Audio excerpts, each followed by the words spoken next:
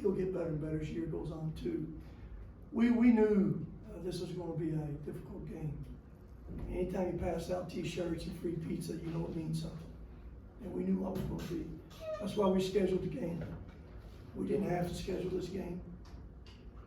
We didn't have to play it. But I've been saying this all fall. There's nothing better than going on the road and winning. That's number one. Number two, going on the road against a really good team in a difficult environment, it brings out the best and the worst of your team. Number three, it galvanizes you. And the last thing y'all heard me say it all fall, I believed in our team. And that's why you play for 40 minutes. 20 minutes, we'd went home in, we'd been in trouble. It's a 40-minute game, and the game's about runs of emotion. They had those emotional runs the first half. Second half, they shoot 29%. We shoot 56%. We were better there. Moreno has one free throw second half. He had 3 threes the first half, gets one free throw the second half. I thought we got more stops, allowed us to get out in transition. And we had 18 assists, 14 turnovers. And we did it without, a point guard probably not scoring anyway near what he normally does at McKnight. We overcame him going 4 for 15. But again, the thing is not measured on that stat, still how hard he plays, how hard he plays defensively. Probably what changed the whole game, we went to the half-court trap, and I thought that changed the whole momentum of the game. So it's not easy to win on the road in college basketball nowadays, especially when you go somewhere where their Super Bowl. That's why it was like it was. So we're fortunate and blessed to come out here with a win. Questions? Coach, guy we just talked to, Luke Frampton, 21 points tonight, 5 or 6 from 3. You talked about the ability to spread the floor with some of the guys you have this year. How much do you see that kind of coming to fruition tonight, and then just him knocking down those shots? Well, Jared's going to be different guys, different nights. I think we have different weapons. Luke did what a veteran guy needs to do. Jump up, make some open shots, and he did. Especially when your point guard is not scoring like he normally does. It's a different kind of tempo to play against, that pressing. So it's different for us a little bit. We weren't near as good the first half in half-court offense. Second half, we were better. 56%, we were better. We'll get better at that because there's a lot of learning points from this game now. That's why we did it. And it's always better to learn from a win if you can do that. But, Luke played like a veteran. As a team, we were still 10 for 17, pretty good shooting 3-point line. Coach Lavelle Martin, Kentucky Sports TV. Yes, sir. What did you see that made you go to the 1-3-1? Well, you got to change tempo some. They were in rhythm. They were in rhythm. Sometimes, I just told AW, we haven't done a lot this year yet. It's in our toolbox. Didn't know where you had to use it, but we had to change the pace of that game some. I knew they had young guards too. And they brought Marino out there out top too, which is good. We had out top guarded. And those guards probably didn't, first time seeing it, probably didn't handle as well as AW probably wanted to. But again, they were making tough shots before we went to it. Blanton was making them, that little guard was making them, yeah, number 1, that's what it was? Yeah. He was making them. So, but once we went to that, changed the flow of that game. Jared? Yeah, Falou didn't play a ton, just 8 minutes, but 5 points, and those 5 points came at a critical time. What can you say about him, where he's, kind of new to this level of basketball? I'm gonna keep saying this. That bunch off that bench didn't play as much tonight, but still, they were very instrumental in that little run that came back in that second half. Falou drives, post-up scores. Falou hits that 3. Landers hits a 3. When you get some guys off that bench, so they score still Dante, 7, 8, 9, 14.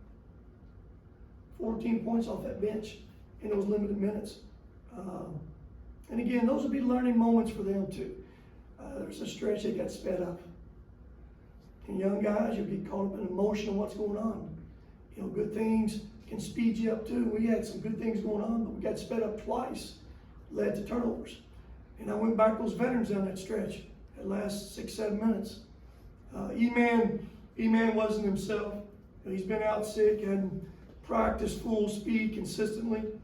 He wasn't as quick and as good as I know he is. But the thing that still showed was his experience and his poise against that press. He was able to make the right reads and never got sped up, and that's what you need from veteran guys. You know, I know after the first scrimmage, but kind of platoon guys off the bench, that 5-for-5 substitutions. You know, you did it a lot tonight, except down the end with Jordan and Jamar kind of switching back in late. Is that something, you know, that you're enjoying so far, seeing what you're getting out of that, or I guess how do you approach that moving forward? Yeah, I mean, I'll continue to do it. There'll be some nights, maybe it won't be as much, and maybe we'll break the platoon up and substitute differently, you know. But I believe in those guys. Those guys are playing hard. They're bringing energy, and they'll get better. They will get better. As we figure out, when they're young, they have a hard time talking, have a hard time executing, but they will learn and get better. The thing that you can't duplicate sometimes is that energy they bring. They'll get better at those other details. No, I'm gonna keep doing it. And again, some games more than others, based on maybe who we're playing. Question, you were wearing my guys out. You got a question? Jaden Lee, Eastern Progress. So I did kind of ask your boys, what is it like to play in an environment like Alumni Coliseum with that many fans being that loud and that type of ceiling that just kind of echoes? Yeah, that's the reason I'm asking you, because I wanted to ask that question. But they handled it really well. As players, you only worry about what you're in control of. That's everything between the lines. You block all that other out. You're not playing against those people. And again, they kind of give you the same answer. They've done it most of their lives. And as players sometimes, experienced players, you can feed off that. You know, again, it brings out the best in you and the worst in you. When that game got tight, it brought out the best in my guys. Playing on that road in a tough environment, that's what it brought out in you. How proud are you of your boys tonight? Hey, listen, it's not easy to win on the road in college basketball, anywhere. It's just not easy. To go on the road for a first game, 6 of those guys are new, only 4 guys have played, in a Super Bowl game for Eastern. And that's not being disrespectful. Like you just said, it's the biggest crowd you've had since when? 2004. Okay, there's a reason why. So when you can go on the road and find a way to get a W against a good team in that kind of environment, you're proud of the W, number one, no matter how you play. I'm proud of the W because we did this in adversity.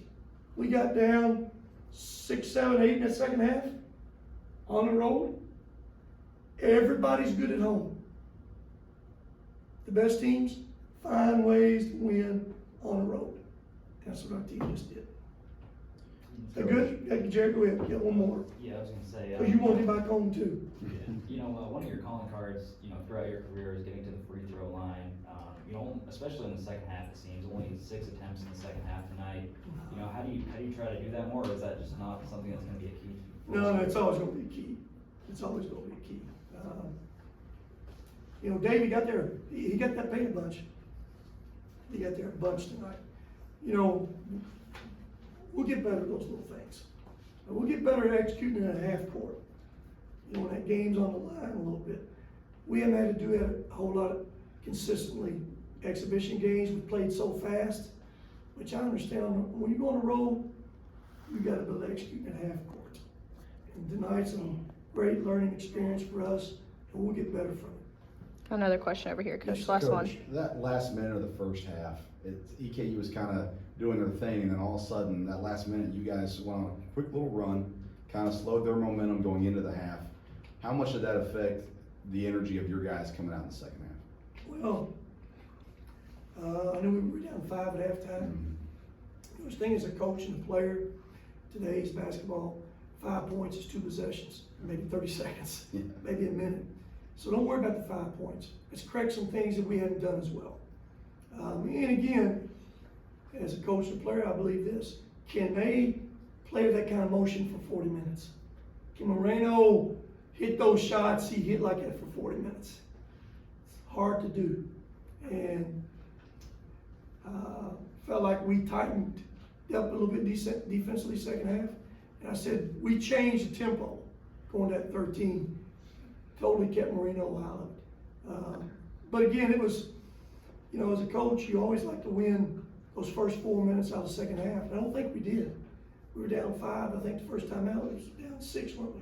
They scored the first 4, then they went on a 7-0 or 9. We scored the first 4, and They they, caught out a 1-point game, and then they Yeah. stretched back out. yeah, we missed a dag on. I remember that. We missed a bunch of chippies all night long, first half and second half. But again, Eastern Kentucky's got a really good basketball team. AW does a great job, and there'll be a lot of people in here this year. Thanks, Coach. Good.